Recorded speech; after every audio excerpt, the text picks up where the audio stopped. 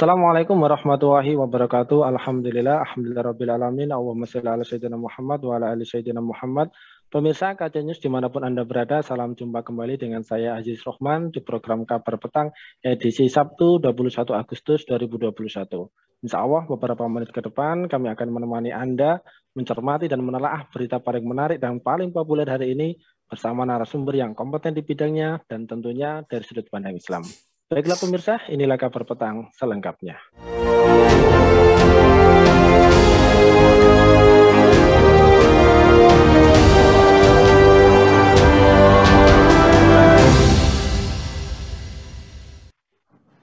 Pemirsa, memperingati HUT RI ke-76, Wakil Ketua MPR RI Hidayat Nur Wahid menegaskan kembali nilai historis dari jasa-jasa para ulama dalam memperjuangkan dan mempertahankan kemerdekaan Indonesia. Hal ini ia sampaikan dalam kegiatan doa bersama untuk keselamatan negeri. Anggota DPR RI Dapil DKI Jakarta II ini juga mengingatkan pentingnya menempatkan secara utuh catatan historis jasa ulama, umara, dan umat Islam bagi kemerdekaan Indonesia. Hidayat berharap agar segala upaya distortif yang mengancam bangsa dan beresiko memecah belah bisa gagal dengan bersatunya umat Islam, khususnya dalam menjaga dan merawat kemerdekaan Indonesia. Ia pun menyampaikan pentingnya persatuan dalam merawat kemerdekaan Republik Indonesia dengan cara melawan segala bentuk penjajahan. Sebab menurutnya kemerdekaan merupakan suatu hal yang mahal harganya dan penting untuk dirawat. Maksud kami adalah sesuatu hal yang mahal harganya dan penting untuk dirawat. Caranya dengan bersatu padu melawan segala bentuk penjajahan gaya baru. Nah, pemirsa, bagaimana jejak Islam dalam mewujudkan kemerdekaan? Apa peran umat Islam pasca kemerdekaan dan apa peran umat Islam di masa depan? Untuk membahasnya, kami telah terhubung dengan sejarawan, juga seorang direktur Institut Literasi Khilafah dan Indonesia, Bung Septian. Kita sapa dulu beliau. Assalamualaikum warahmatullahi wabarakatuh, Bung Septian. Waalaikumsalam warahmatullahi wabarakatuh, Bang Ajis. Ya, gimana ini kabarnya, Bung Septian? Sehat? Alhamdulillah luar biasa. Baik, Bung Septian, menanggapi terkait dengan hal ini kan, kalau kita mencermati ya bahwasanya sejarah Indonesia ini ditandai dengan penjajahan kaum kafir yang bertujuan merampas kekayaan atau gold, kemudian menjalankan misi kristenisasi atau yang disebut dengan gospel dan juga menguasai wilayah atau glory. Nah, dalam kacamata Anda ini bagaimana sejarah ringkas perjuangan umat Islam dalam era kolonialisme Eropa saat itu ini, Bung Septian? Ya, baik. Terima kasih Bang Ajis. Bismillahirrahmanirrahim. Alhamdulillahirrahmanirrahim. Wassalatu wassalamu ala asrafil anbiya'i wal mursalin Sayyidina Muhammad wa ala alihi washabihi ajmain amma ba'du. Terkait pertanyaan tadi soal bagaimana melihat masa penjajahan masa yang lalu atau kolonialisme di masa lalu, sebetulnya sebelum menjawab pertanyaan tadi, saya ingin mengajak dulu ya satu cara untuk menelaah sejarah khususnya sejarah bangsa ini. Paling tidak ada 4 hal yang harus diperhatikan dalam menelaah sejarah bangsa ini atau sejarah apapun sebetulnya. Pertama, kita harus melihat konteks zamannya. Konteks zaman itu adalah soal rangkaian peristiwa yang itu biasanya akan terkait dengan waktu, dengan tempat, dan dengan orang-orangnya. Dalam hal ini misalnya tentang konteks kolonialisme atau penjajahan tadi. Kedua, kita harus melihat tentang aktor-aktor yang ada dalam pembahasan konteks zaman tadi. Aktor-aktor ini ya tadi pasti tentu akan ada yang antagonis dan ada juga yang protagonis. Ya. Ada yang disebut dengan pahlawan ataupun penjajah dan sebagainya. Nah, penyebutan aktor ini nanti akan tergantung siapa yang akan mengungkapkan sejarahnya. Para pejuang Indonesia tentu akan disebut pengkhianat oleh para atau pemberontak ya, oleh para sejarawan Belanda, tapi oleh para sejarawan Indonesia itu akan dianggap sebagai pahlawan. Yang ketiga adalah soal spirit zaman. Spirit zaman adalah soal keyakinan, soal motivasi, dan soal hal-hal yang mendorong terjadinya peristiwa-peristiwa atau hal-hal yang mendorong aktor-aktor tadi itu melakukan suatu insiden, suatu peristiwa ya. Dalam hal ini kita bisa melihat tadi sebutkan soal gold, glory, gospel itu kan menjadi spirit zaman bagi orang-orang Eropa ya.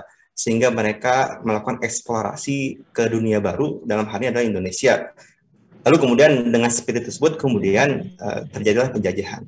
Bagi orang Indonesia kan dalam konteks zaman pada saat itu spirit zaman adalah melawan penjajah tadi melawan kezaliman.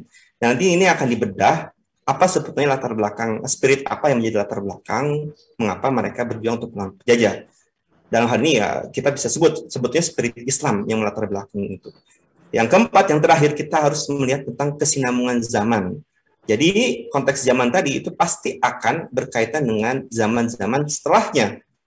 Peristiwa-peristiwa tadi itu pasti akan berkaitan. Spiritnya itu akan hidup terus sampai ke zaman berikutnya. Kalau aktornya mungkin tidak akan berlanjut ya, karena aktornya tadi ya manusia, dibatasi oleh umur atau usia. Sehingga ya tadi pada zaman tertentu wafat atau mati ya selesai. Tapi tentu spiritnya, rangkaian peristiwa itu akan berlanjut pada masa-masa setelahnya. Itulah 4 hal tadi yang harus diperhatikan dalam melihat sejarah. Kemudian berkaitan dengan pertanyaan tadi, sebetulnya soal konteks kolonialisme atau penjajahan tadi, kita melihat bahwasanya aktor-aktornya ada yang tadi menjajah, ada yang melawan. Dan spiritnya kita sudah tadi disinggung, penjajah itu melakukan penjajahan ya, karena spirit 3G tadi ya, gold, glory, dan gospel. Dan kemudian kenapa muncul perlawanan dari bangsa Indonesia? Nah, usut punya usut, ternyata gitu kan, kalau kita perhatikan dengan sesama dalam sejarah Indonesia secara detail dan mendalam, notabene yang melakukan perlawanan itu ternyata umat Islam.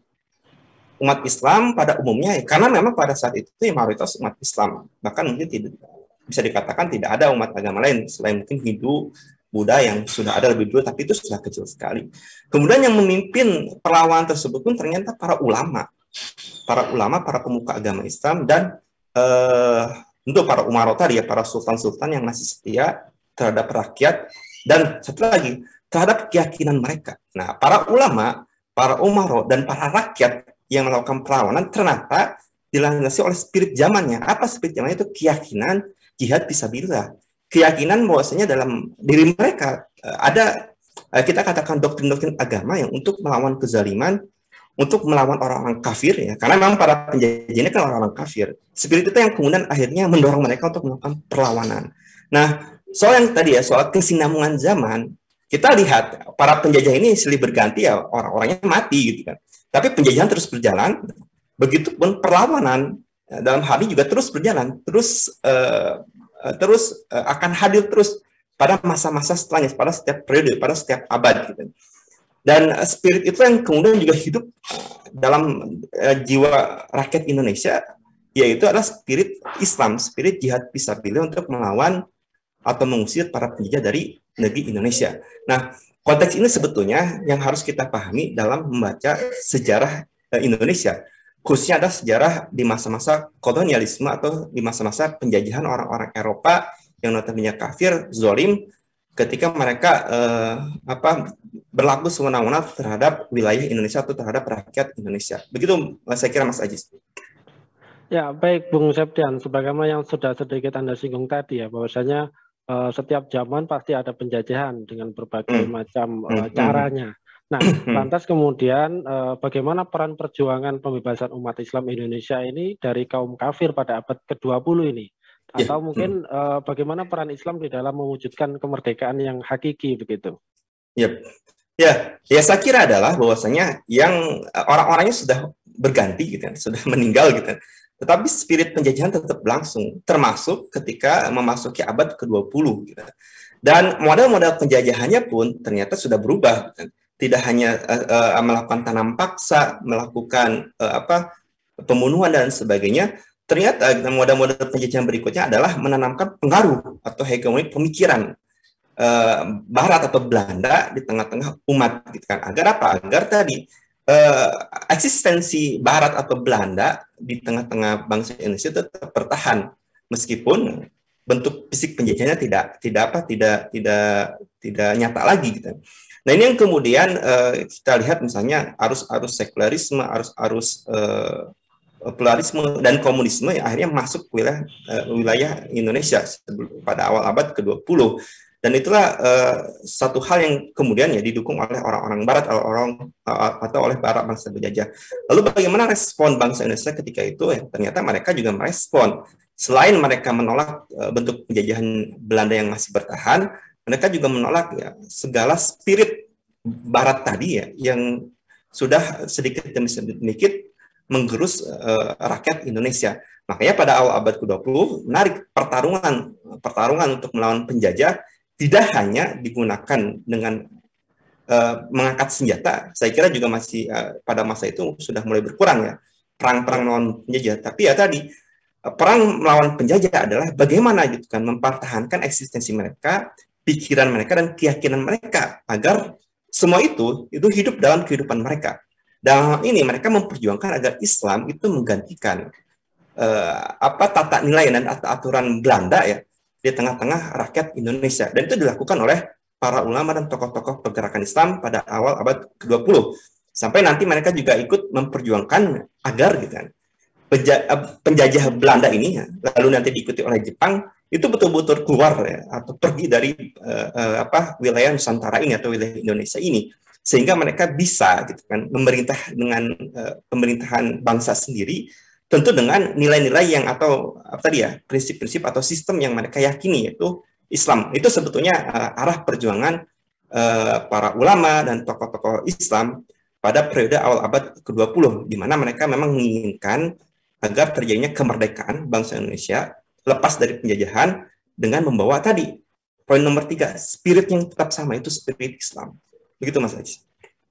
Ya, baik Bung Septian. Sedikit tadi sudah Anda singgung ya, bahwasanya perjuangan umat Islam ini pasca kemerdekaan kan lekat dengan gerakan kan.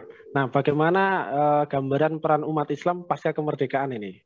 Nah, ini berkaitan dengan poin nomor keempat, soal kesinambungan zaman atau gerak sejarah. Artinya bahwasanya dalam dinamika perjuangan di awal abad ke-20 itu, memang betul akhirnya menghantarkan pada kemerdekaan. Cuma jangan lupa bahwasanya tadi spirit penjajahannya masih tetap ada ternyata. Mengapa seperti itu? Karena tadi upaya untuk menghadirkan Islam, mengatur masyarakat itu belum berhasil. Dan sementara tata nilai atau tata sistem yang ada diterapkan dalam oleh bangsa Indonesia selepas merdeka masih mirip-mirip dengan nilai-nilai Barat gitu kan. Yang hal ini berarti sebetulnya perjuangan belum selesai. Pertama itu penjajahan belum selesai, itu yang harus dipahami gitu kan. Artinya umat Islam itu tetap terus berjuang agar gitu kan nilai-nilai mereka, kemudian juga spirit Islam itu terus bisa eksis dalam kehidupan bangsa Indonesia pada masanya ya, pada masa kemerdekaan sampai pada masa depan gitu kan. Itu yang diharapkan. Hanya saja ini yang mungkin kita harus perhatikan, ternyata selepas kemerdekaan tantangan atau perjuangan umat Islam itu memang tidak langsung berhadapan dengan orang-orang kafir, orang-orang penjajah atau orang-orang dari bangsa luar, bangsa lain. Dalam hal ini bangsa Barat. Ternyata perjuangan itu adalah bisa kita katakan melawan bangsa sendiri yang tadi sudah kadung atau terlanjur mengikuti prinsip-prinsip atau gaya-gaya hidup para penjajah Barat, baik itu dalam tata nilai pemerintahan, negara, ekonomi, budaya, dan lain sebagainya. Dan itu sebetulnya menjadi celah juga akhirnya gitu kan. Pengaruh penjajah era baru atau gaya baru tetap bercokol, tetap bertahan sampai hari ini. Makanya ada statement-statement yang mengatakan bahwasanya bangsa ini belum merdeka, masih dijajah dan sebagainya. Pada prinsipnya ya memang hari ini memang tidak ada orang-orang Belanda atau orang Jepang yang sedang menguasai, tapi pada dasarnya hari ini masih tetap nilai-nilai ekonomi kapitalistik yang pernah mereka terapkan, kemudian juga nilai-nilai sosial yang sekuler yang pernah mereka terapkan tetap bertahan sampai hari ini. Dan itu sebetulnya adalah spirit penjajahan yang masih tetap berjalan sampai hari ini. Dan umat Islam di sini jangan sampai lengah gitu kan, bahwasanya perjuangan untuk betul-betul mencapai kemerdekaan atau menggapai kemerdekaan itu harus terus diperjuangkan. Di mana ketika kita bisa merdeka itulah ketika kita bisa hidup itu sesuai dengan nilai-nilai dan prinsip keyakinan kita itu Islam. Baik itu dalam kehidupan pribadi kita, keluarga kita, maupun dalam kehidupan bermasyarakat dan bernegara. Begitu Mas Ajis. Ya, baik Bung. Lantas jika kemudian karena spirit para penjajah ini masih ada di tengah-tengah kita, kira-kira apa ini peran umat Islam saat ini? Termasuk juga apa peran yang harus dilakukan oleh umat Islam di masa mendatang ini, Bung Septian? Ya. Pertama, saya kira ya teknisnya, kita akan berbicara teknis. Pertama, umat Islam harus paham tentang sejarah bangsanya gitu. tidak hanya paham tentang sejarah Islam, tetapi juga sejarah tentang bangsa Indonesia. Bagaimana bangsa ini terus dinamis ya, berkembang dan melalui perjalanan yang amat panjang ya, dari zaman dulu Hindu-Buddha dan sampai zaman hari ini, di mana gitu kan banyak sekali bangsa-bangsa lain gitu kan, nilai-nilai lain itu pernah masuk dalam tatanan kehidupan orang Indonesia hari ini. Itu yang pertama harus dipahami gitu kan, sehingga kita akan melihat gitu kan, sebetulnya posisi kita saat ini ada di mana gitu. Apakah sudah menang merdeka dalam artian sudah berhasil gitu kan menjadi manusia yang merdeka yang bisa menjalankan keyakinan kita atau belum gitu. Kedua, yang teknis langkah teknis berikutnya adalah menghidupkan spirit Islam gitu. Jangan sampai gitu kan kita hidup hari ini tidak punya spirit gitu kan, tidak punya semangat atau keyakinan gitu. Makanya kalau ini saja tidak dipahami, maka sebetulnya sangat masuk akal kenapa umat ini juga tidak sadar sebenarnya sedang dijajah atau sedang mengalami masa penjajahan di era baru gitu. Kenapa? Karena memang keyakinan terhadap Islamnya, spirit Islamnya tidak dipupuk gitu. Bahkan di Indonesia gitu kan, reaksi-reaksi penolakan terhadap siar-siar Islam, keyakinan Islam dan sebagainya justru datang hadir dari orang Islam sendiri. Ini tidak sedikit terjadi kan. Kenapa seperti itu ya? Karena tadi gerak sejarah atau kesinambungan zaman di masa yang lalu ya, di mana sekularisme dimasukkan, disusupi oleh orang Barat ke tubuh bangsa Indonesia, akhirnya itu yang tadinya sesuatu yang disadari oleh orang-orang pada saat itu, ini sesuatu yang bertolak belakang dengan Islam, sesuatu yang harus dihindari, budaya-budaya Barat. Karena perkembangan zaman dan umat Islam tadi bergulat dengan dengan bangsanya sendiri dan seterusnya ya, kita lihat sehingga nilai-nilai spirit Barat ini yang tadinya sesuatu yang harusnya ditolak seolah-olah menjadi sesuatu yang lumrah hari ini, seolah menjadi sesuatu yang inilah kemodernan, inilah satu hal yang nilai yang harus dijunjung tinggi dan sebagainya. Oleh siapa? Oleh bangsa Indonesia sendiri, oleh umat Islam sendiri. Ini kan sesuatu yang miris sebetulnya. Jadi saya kira teknisnya adalah gitu. Umat Islam pertama harus meyakini, harus memahami tentang sejarah bangsanya, sejarah Indonesia. Kedua, harus memahami gitu tentang spirit atau keyakinan Islam dalam kehidupan mereka dan dalam perkembangan kehidupan bangsa Indonesia. Begitu Mas Ajis. Ya, baik. Berarti umat Islam ini memiliki peran yang sangat penting ya di dalam perjalanan kemerdekaan bangsa Indonesia ini. Dan ya, betul sekali. Bangsa betul kita sekali. Masih belum benar-benar merdeka. Tentu umat Islam juga terus ya memperjuangkannya. Ya, tadi Mas sedikit. Tadi umat Islam memiliki peran penting, betul sekali gitu kan. Kenapa? Dalam perjuangan memerdekakan Indonesia atau membebaskan dari penjajahan Barat, gitu, penjajahan Belanda ataupun Jepang. Gitu kan. Itu aktor-aktornya siapa? Aktor-aktornya bangsa banyak orang Islam gitu. Umat Islam bahkan mayoritas. Dan siapa para ulama gitu kan? Dan siapa para umaro, para sultan-sultan dan sebagainya gitu kan. Ini kan menarik sebetulnya.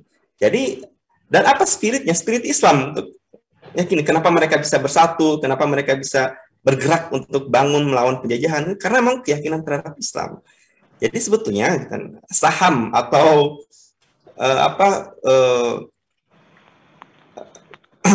jasa gitu kan, umat Islam, kontribusi umat Islam dan spirit Islam terhadap kemerdekaan atau dalam hari ini adalah pengusiran penjajahan Belanda gitu kan, ataupun Jepang, itu sangat besar kontribusi Islam dan umat Islam. Ya, baik Bung Septian, terima kasih atas pencerahannya ya. Semoga Anda dan keluarga senantiasa sehat selalu. Insya Allah nanti kita ketemu di lain waktu dan lain kesempatan. Insya Allah, amin. Ya, Assalamualaikum warahmatullahi wabarakatuh. Waalaikumsalam warahmatullahi wabarakatuh. Nah, baik pemirsa, semoga Anda mendapatkan banyak manfaat dari acara kami. Sampai berjumpa lagi pekan depan di jam dan channel yang sama. Jangan lupa like, comment, share, subscribe, serta klik tekan loncengnya agar tidak ketinggalan info dan update terbaru dari KJ News. Karena disinilah Anda akan mendapatkan info teraktual, terupdate, terpopuler dari sudut pandang Islam. Akhirnya saya Aziz Rahman beserta seluruh kru yang bertugas undur diri. Assalamualaikum warahmatullahi wabarakatuh.